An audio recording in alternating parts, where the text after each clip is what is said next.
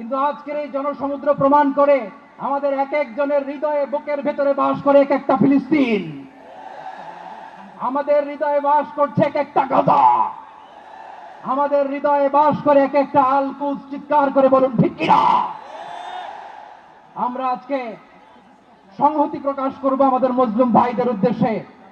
এক আওয়াজে আমাদের কণ্ঠকে উচ্চকিত করে অতিথি থেকে শুরু করে অডিয়েন্সের সবাই আল্লাহু আকবার ধ্বনি দিয়ে সোহরাওয়ার্দী উদ্যানের এই ময়দানকে আমরা কাঁপাতে রাজি আছি না নাই?